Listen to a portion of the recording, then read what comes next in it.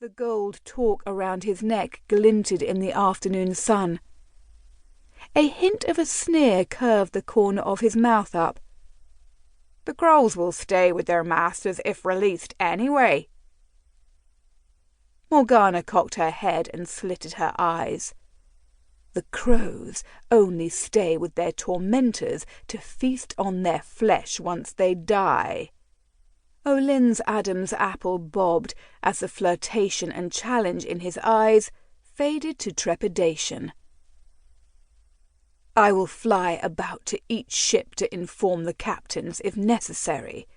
Now, release the caged crows.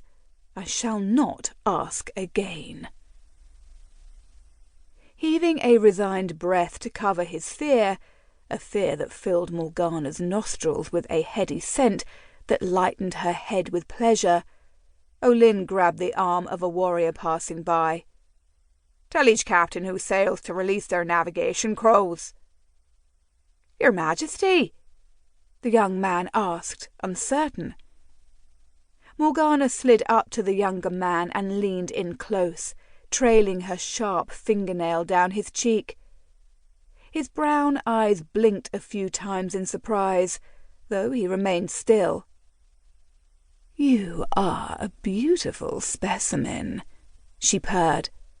Her nail trailed down his neck to his chest.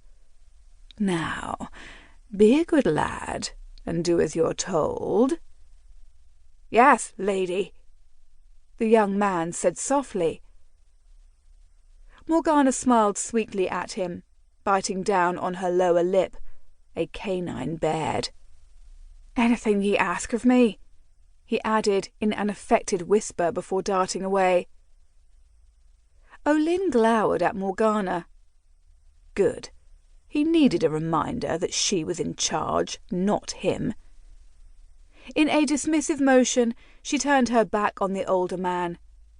She could feel his heated stare before he walked away to finish preparing for their departure at dawn. Morgana remained on the dock, whispering incantations over the boats for a swift travel, until the sun began to set and a crescent moon began to rise. Only breaking her focus to greet her sister and brother crows who launched into the starry night. Their black wings cut through the air with a song of vengeance, a melody she hummed to the wind. Sea mist and the whispered prayers of greedy men preparing for war swirled around her. The crow hopped on the dock and peered at the humans who gawked at the sky, mouths agape, fear icing the blood in their veins. The crow then flapped her wings with a loud caw and joined the dark celebration swooping before the goddess moon.